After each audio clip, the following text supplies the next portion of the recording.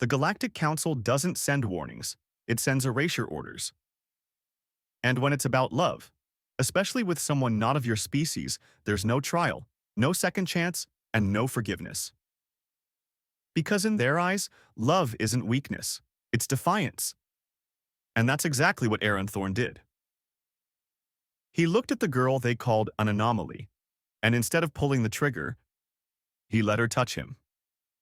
That moment, just 1 second of hesitation, was enough. Enough to mark him for deletion, enough to trigger the Council's quietest, cruelest response. Initiate erasure protocol. Burn the soldier's name. Silence the girl. Leave no memory behind. But it was too late. The story had already begun. Now the galaxy will have to decide what's more dangerous, a weapon or a love that breaks the rules. Aaron Thorne wasn't sure what hit him harder, the crash or the sight of her. The Council had told him she was a threat, a violation, a genetic mistake, but they didn't say she would look like this. Not like a weapon, not like a monster, but like a girl carved from light and silence. Illyra. Tall, calm, barefoot on the cracked stone. Her skin glowed silver blue, soft like starlight. Her long hair floated slightly as if touched by gravity from another world. Glowing lines moved gently across her arms and neck, like the stars had written her name into her body. And her eyes, violet, deep, endless, watched him like she already knew how this would end. Aaron tried to move. His ribs protested. He coughed hard, then looked up at her. "You're Illyra," he said, voice rough.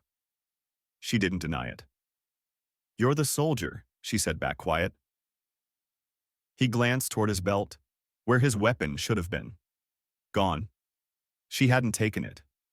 But she hadn't needed to. "You survived the drop," Illyra said softly. "Barely," Aaron muttered. She tilted her head, watching him. "You're not like the others. You don't know me." "No," she said. "But I remember the look, the way they point their weapons before they ask questions. You didn't." Aaron winced as he sat up. "You're not what I expected either." She gave the smallest smile. "You expected a monster. Something like that. And now?" He paused, looked at her. "Now I don't know." A breeze moved through the broken valley. Neither of them spoke for a few seconds. Then Illyra's gaze shifted to the sky. "They're watching." "Who?"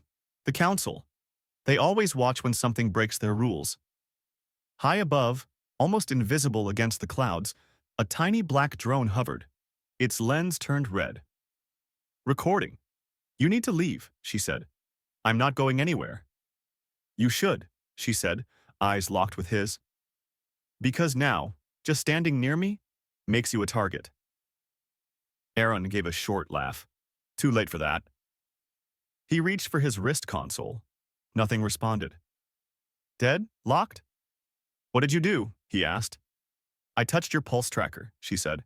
"It synced. Without permission." "That's not supposed to be possible." "It is for people like me." A chill passed through Aaron's body. "What does that mean?" "It means," she said gently, "you're already part of my pattern now, and the Council doesn't forgive patterns they didn't create." Suddenly the drone beeped once, soft and sharp. Illyra froze. "They've confirmed contact," she whispered. "They'll escalate." "To what?" She met his eyes. "Erasure. For both of us." Aaron's stomach dropped. He'd known the risks. He'd read the file. He knew what she was. But now, none of it felt real except her, standing in front of him, alive, not running, not hiding. "Why didn't you kill me when you had the chance?" he asked. Illyra looked at him honest. "Because you looked at me like I wasn't a mistake." Above them, the drone sent its final signal. Link confirmed. Soldier Thorne compromised. Level 0. Erasure approved. And somewhere deep in Council space, the first assassin was already on his way. They didn't have much time. The moment the drone sent that signal, the countdown began. The Council wouldn't wait. Not when the rules were broken this badly. A soldier compromised, a hybrid alive. A link between them, confirmed. To the Galactic Council, this wasn't just disobedience. It was infection. And infection had only one cure. Elira moved quickly, not panicked, just fast. She helped Aaron to his feet. He groaned but didn't pull away. Her touch was strange, warm, but lighter than it should have been, like she wasn't fully there. "There's a cave system through the ridge," she said. "If we reach it before the sky breaks, we'll have a chance." "What breaks the sky?" Aaron asked, still catching his breath.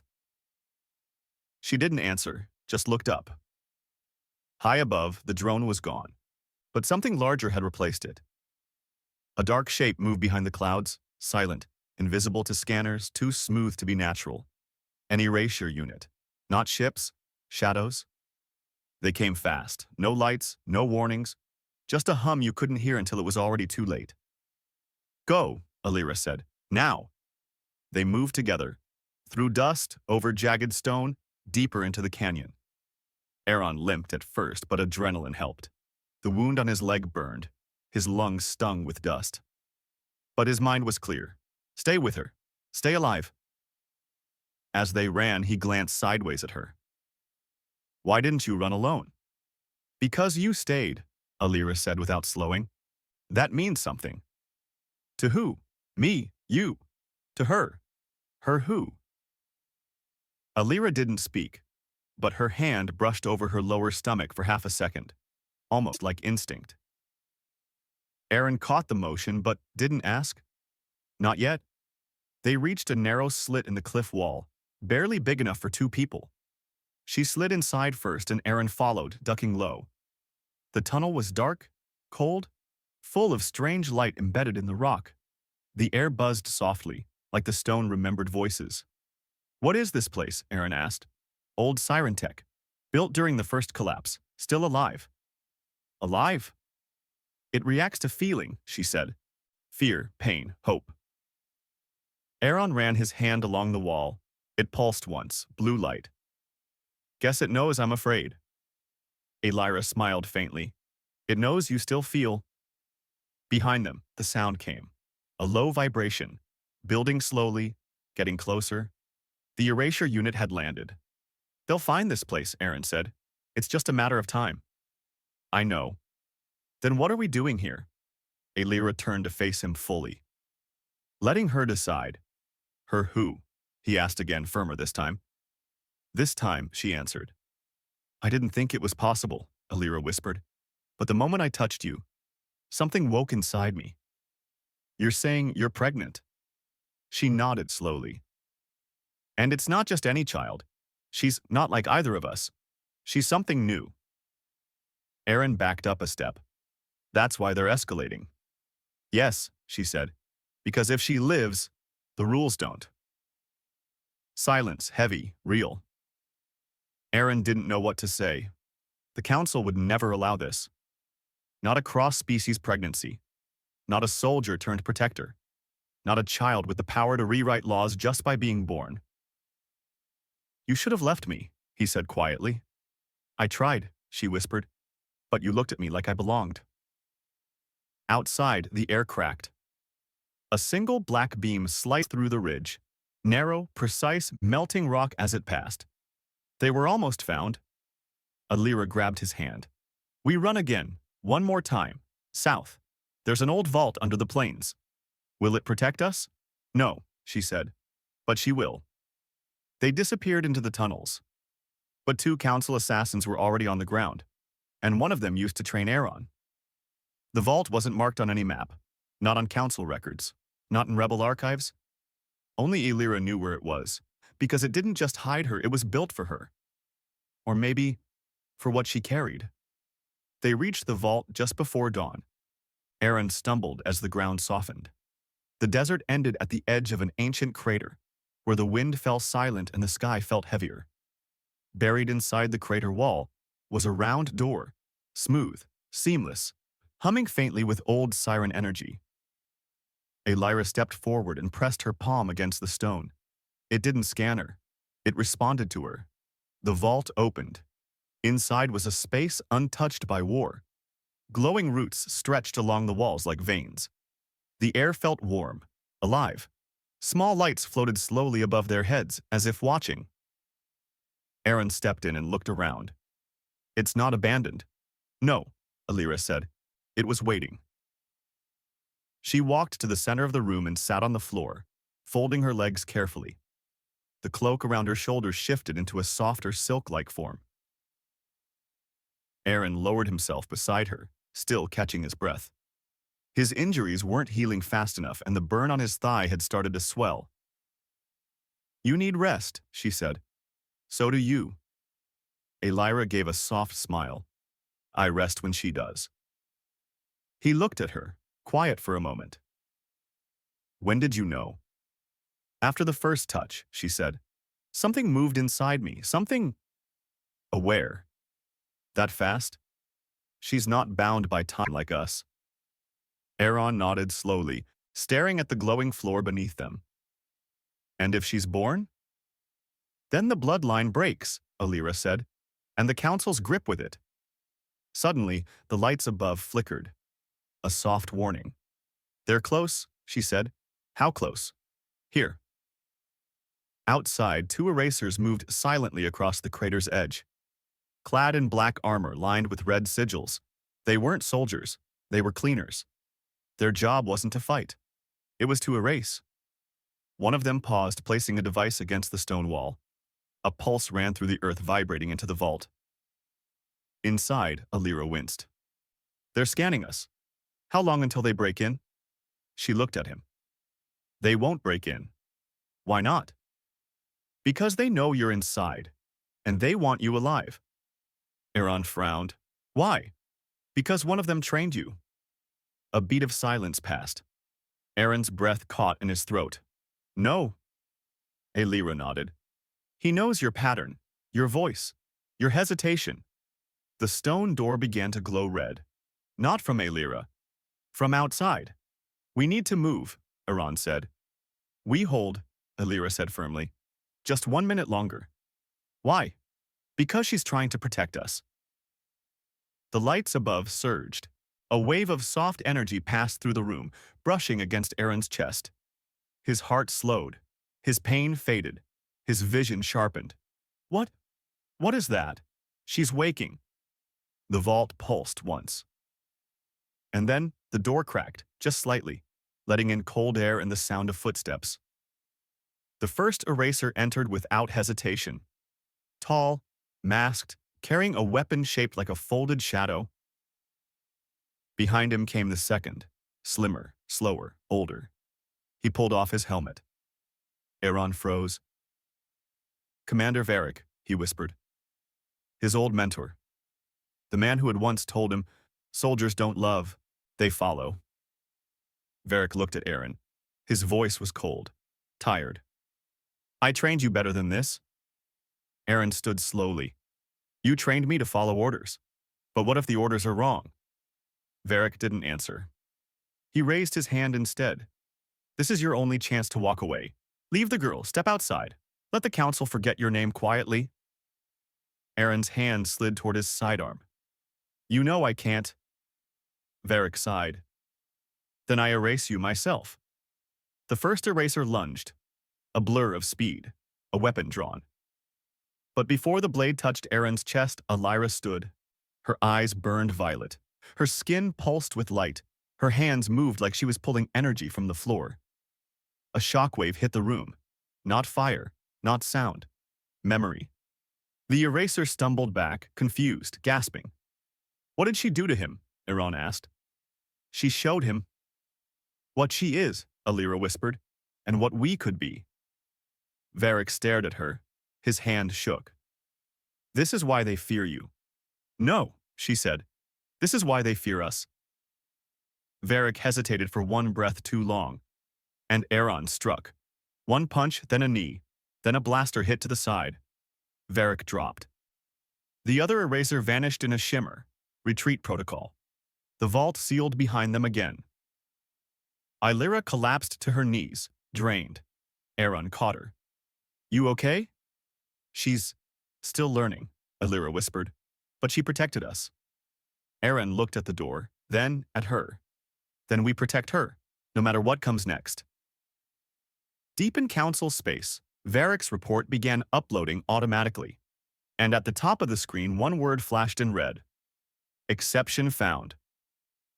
Aaron had trained to follow orders, but nothing in his training prepared him for the way Alira looked at him now.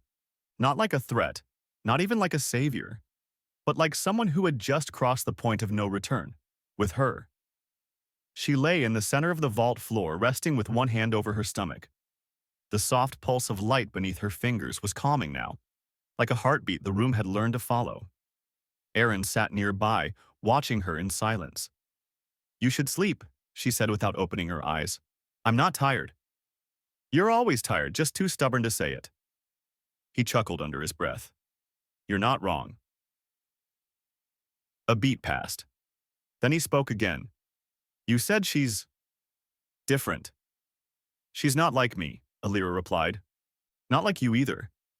She's something the council never predicted. She doesn't just carry our DNA. She carries our choice." "What does that mean?" "They created a galaxy where rules came before people, before love, before change. She's the first thing born outside that system." Aaron leaned forward, his voice lowered. "Tell me something, Alira. Something real." She opened her eyes and looked at him. "My mother was Siren. My father was human. They never told anyone. Because if they did, they would have been killed." "Did they raise you?" "No. They died protecting me before I turned 5. "The council?" "No. Scientists working for them. Under another name. Clean suits, smiling faces. They said I was too dangerous to live, and too valuable to destroy." Aaron looked away. His jaw tightened.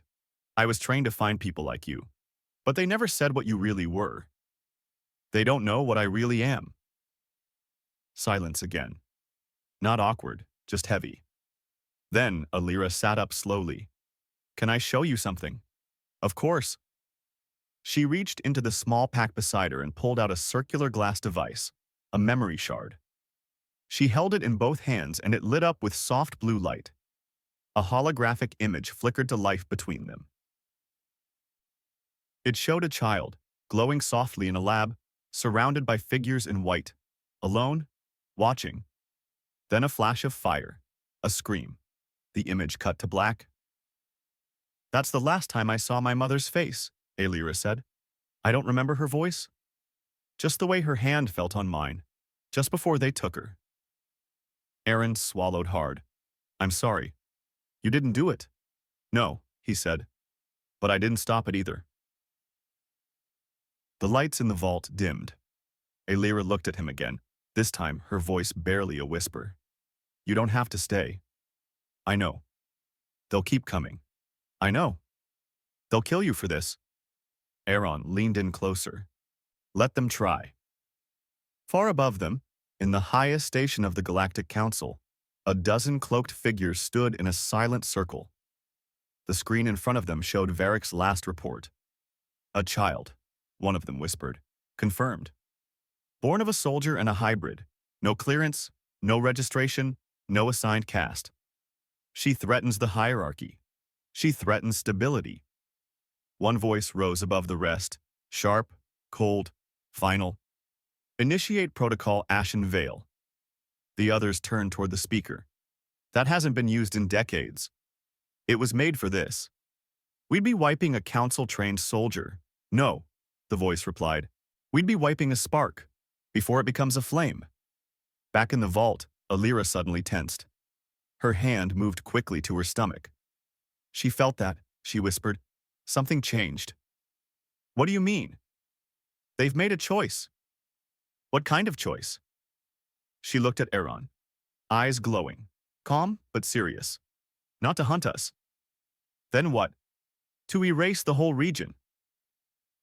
Aaron stood instantly. "You're saying they'd wipe the planet just to silence one life?" "No," Alira said, standing beside him. "They'll wipe it to erase the idea of one life." He moved to the vault entrance. The rock was glowing red again. But not from scanners. This was different. Hotter, wider, alive. They've already activated the weapon, Alira said. How long? Hours, maybe less. Aaron turned back to her. Then we run again. We can't keep running. We don't have to, he said. Not forever, just long enough to get her somewhere safe. Alira hesitated, then nodded. There's a place, far beyond Council territory. A pocket system, forgotten during the old wars. No network, no eyes, no orders. Then we go there. It'll be hard. So was this.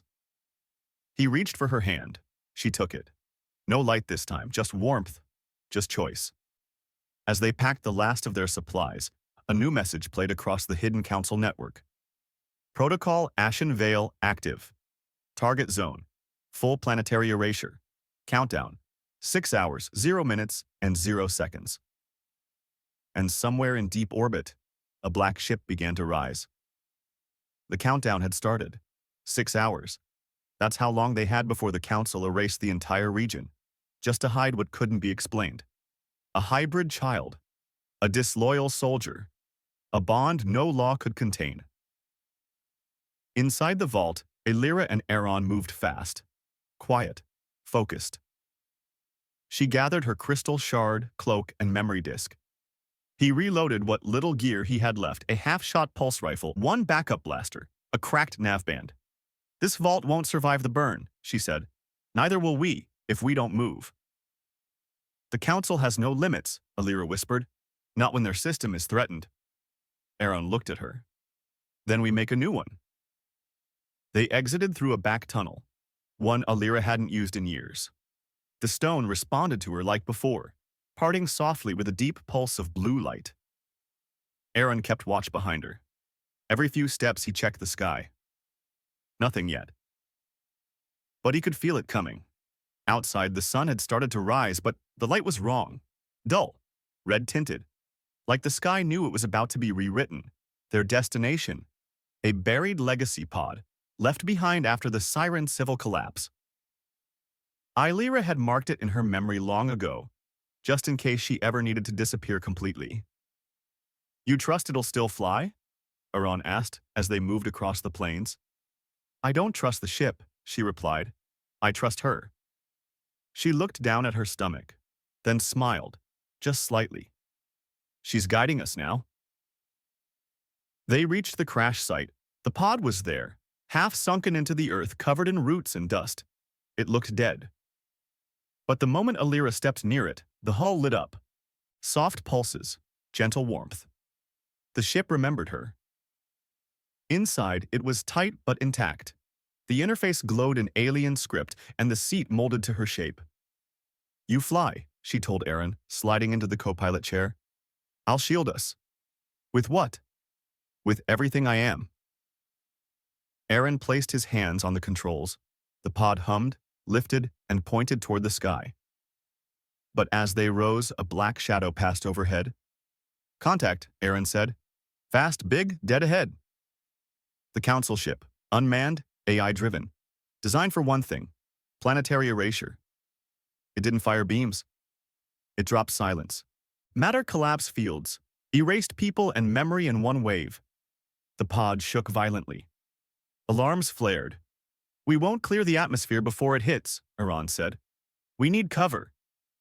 Alira closed her eyes, breathed in deep, and whispered one word. Stop. Everything froze. Not physically, but energetically. The hum, the wind. Even Aaron's heartbeat paused for just a second. Then, a ring of violet light exploded from Alira's chest. Not outward, upward. It struck the Council ship like a soft hammer, and the ship flickered. Its systems stuttered. Its targeting matrix looped. The countdown inside it restarted. What did you do? Aaron gasped. I didn't do it, Alira said softly. She did. The child wasn't just alive, she was awake. With that pulse, the pod pushed forward, rising past the clouds, punching through atmosphere into cold orbit. The black ship followed. But too late. The pod jumped. They were gone. Seconds later, the sky above Illyros 7 turned white. Not fire, just emptiness. The entire zone, erased. But not the story. Because the two people the Council tried to silence were still alive.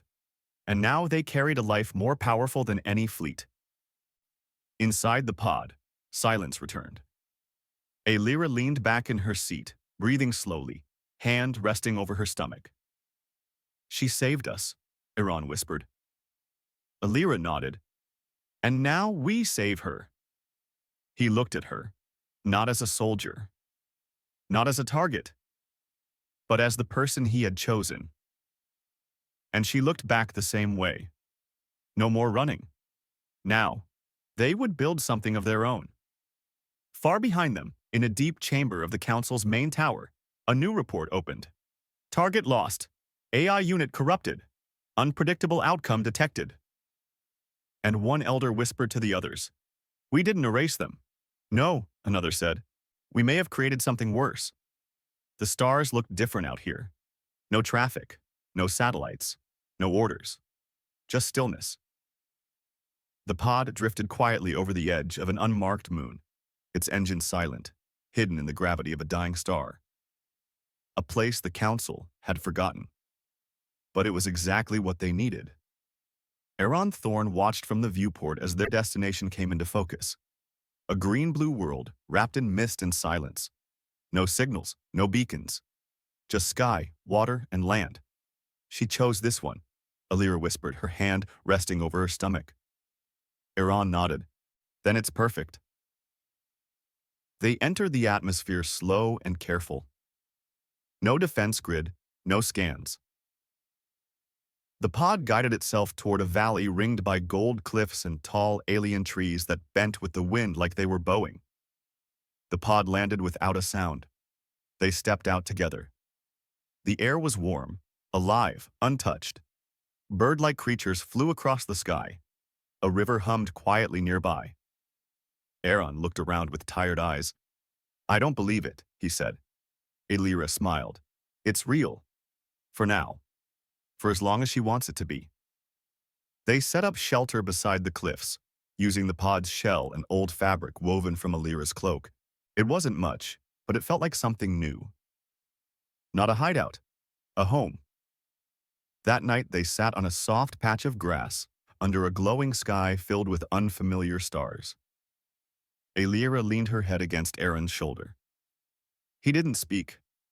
He didn't need to. "Do you think we'll be safe here?" she asked. "I think we've earned a little quiet. Even if it's just borrowed time." Even then, she reached for his hand and placed it over her stomach.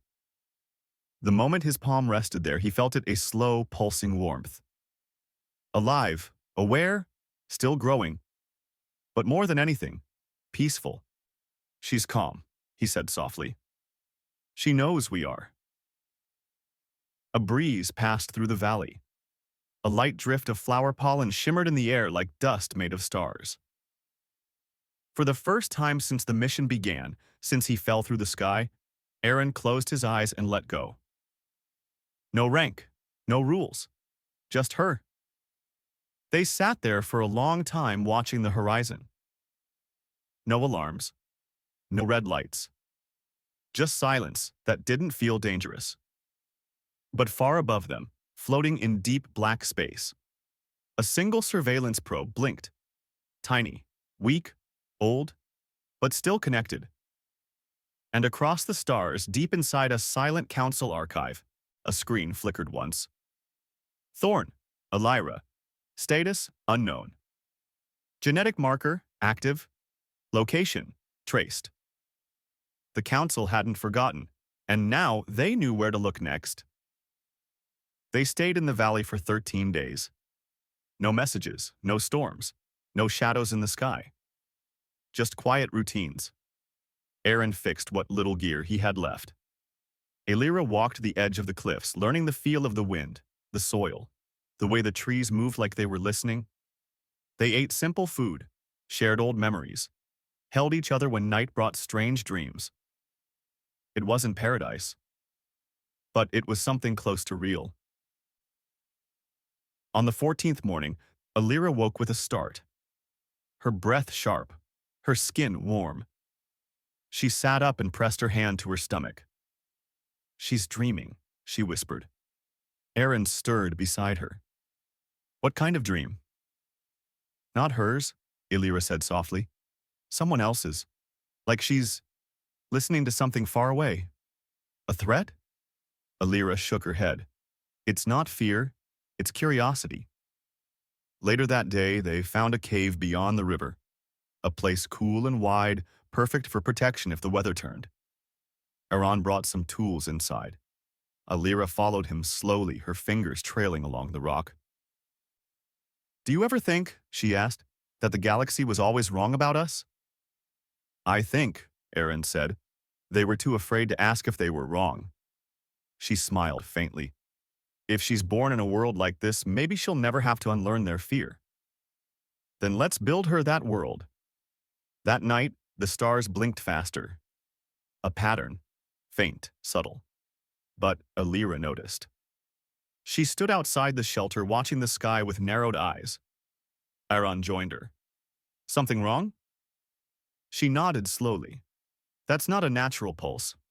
A council probe? Not a full one. Something older, a sleeper. Can they trace us? Not unless she answers. He looked at her alarmed. And will she? Illyra didn't answer. She just stared at the stars. Inside the shelter, Aran pulled out his wristband. It had been dead since the crash, but now the screen glowed faintly. Not red.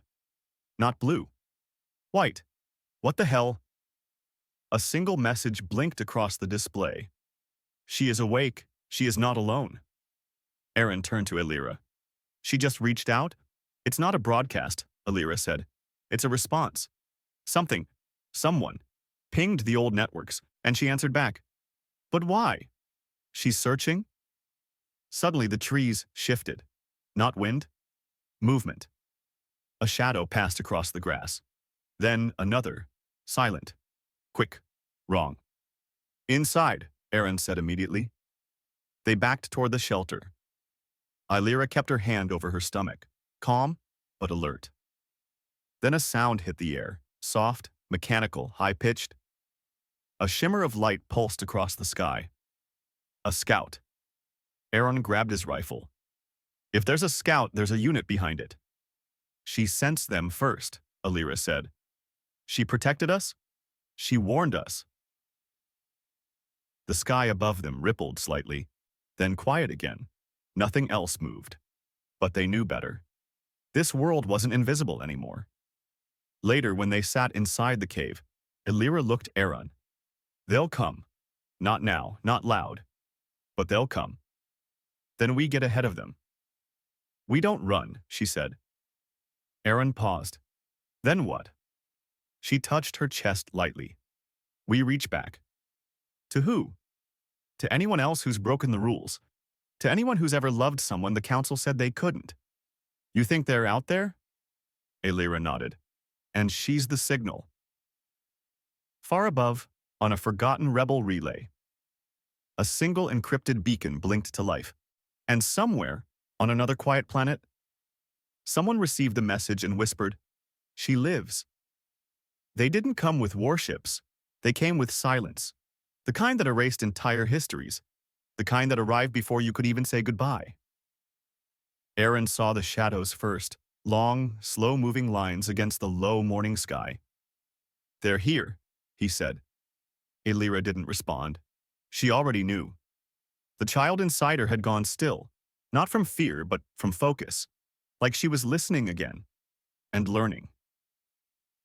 Aran prepped the shelter, sealed the entrance, checked his rifle, loaded their last 3 pulse charges. But Illyra? She just stood outside, calm, facing the horizon. We don't fight them, she said. We don't run either, Aran replied. No, she said. We speak. Behind them, the old pod lit up again, dim at first, then brighter. The signal she had sent was answered. Someone, somewhere, was coming. Meanwhile, above the planet, the Council's dropships entered orbit. Black, smooth, silent. Only one descended. Inside it, 2 erasure agents and a third figure in white. A council witness. They didn't come to ask questions. They came to make a point. Inside the cave, Illyra prepared. Not weapons, not escape, but connection. She stepped to the back wall and pressed her palm against the cold rock. The surface shimmered, then opened, revealing a soft blue glow pulsing from deep underground. A pulse that matched the rhythm of her child's heartbeat. "This is where they built the first bridge," she said. "Bridge? Between human and siren. Between mind and memory." "It's still working?" Iran asked. "If she believes it is." The sky cracked. A deep rumble, a low hum. Then the dropship appeared, hovering just above the tree line. It didn't fire. It didn't speak. It waited. "They want us to come forward," Iran said. "They want us to surrender," Alira corrected. "Will we?" She turned to him, eyes glowing, calm, unafraid. "No." They stepped into the open, hand in hand, under the pulsing gray light of the ship. A ramp opened. A figure stepped down. The council witness wore no armor, no weapons, just a flowing white coat and a collar of moving light. She stared at Alira. "You should not exist," she said plainly. "And yet," Alira replied, "here I am." The witness turned her gaze to Aaron. "And you were given every chance to walk away." "I didn't want to," he said. "You broke your code," the witness said. "No," Aaron replied. "I rewrote it." The witness raised her hand. The air tensed. But before the order could be given, a new pulse hit the field. From the cliffs above, a shimmer of gold. Then a figure appeared. Cloaked, hooded, then another, and another. All of them standing across the ridge, watching, silent. Rebels. Old bloodlines. Ex-soldiers. Forgotten hybrids. People who had been hiding in the shadows, waiting for a sign. Now they had one. The witness turned slowly. "What have you done?" she said to Alira. "I didn't call them," Alira said. "Then who did?" Alira looked down at her stomach. "She did." The witness hesitated. For the first time, she scanned the rebels, the ship, the unreadable pulse growing stronger in the soil. She reached for her communicator. But it was too late. The rebels began to move forward, not to attack, to stand. Beside Aaron, beside Alira. "This isn't rebellion," Alira said softly. "This is what comes next." High above, on the edge of council space, a secret signal passed through forbidden channels. One message only. She spoke, and they listened. It began with silence. Not the silence of fear, the silence of expectation, of air holding its breath, of the stars leaning closer. Alira lay on a soft bed of moss inside the cave, her body glowing faintly, her breathing deep but steady. Aaron held her hand the whole time. He didn't speak. He didn't blink. He just stayed. Outside, the sky was golden with stormlight. Dozens of rebels, men, women, alien-blooded survivors stood in a wide circle watching the cave entrance like it was holy. The council ship was still there, but its doors were shut. No one moved. No one dared. Inside, something ancient stirred. A breath. A flicker. A push of will that wasn't human or siren, but both, and more. The cry came soft at first, then stronger, clear, beautiful, alive. Aaron felt it in his chest before he heard it with his ears, like something warm had broken open inside him and refused to close again. He looked down at her, small, glowing, with violet eyes just like her mother's, but calmer. Her skin shimmered softly. Her hands reached up toward the light above the cave. And as she moved, the walls of the cave shifted with her, like they were responding to her breath, to her presence. Alira was quiet now, exhausted but smiling. Her hand rested over Aaron's. "She's here," she whispered. "I see her," he said. "Do you feel that?" He nodded. The world just changed. And far away, across star systems, council halls, war zones, ruined empires, people felt it. A signal not sent by comms or satellites, but through something older, something deeper. A merchant on a moon called Velos 9 dropped a plate and wept, not knowing why. A siren elder woke from a deep sleep and looked at the stars, whispering, "She has come." And a low-ranking data tech deep in the council's archives paused, as his screen flickered once signal breach. Source unreadable. In the chamber of the High Circle, council elders watched that flicker. One leaned forward. Can we still contain it? Another shook her head. It's not data. What is it then? It's belief. Back on the quiet planet, the child's cry faded. She rested now, eyes closed, breath slow, wrapped in soft light. Elira held her close, brushing a thumb along her cheek. She's not afraid, she said. She doesn't know what fear is, Aaron replied. Maybe she never will. Later that night, they stepped outside. The sky had cleared. A full circle of stars above them. The rebels had stayed. Some were building, some just watched. Waiting. Not for war? For what comes next. Aaron stood beside Elira, holding the child in his arms. She doesn't need to fix the galaxy, he said. She just needs to remind it what love looks like when it isn't controlled. That's enough, Elira whispered. That's everything. There would be more battles, more fear, more questions. But not tonight. Tonight, there was only one truth. They lived. And because they lived, hope did too.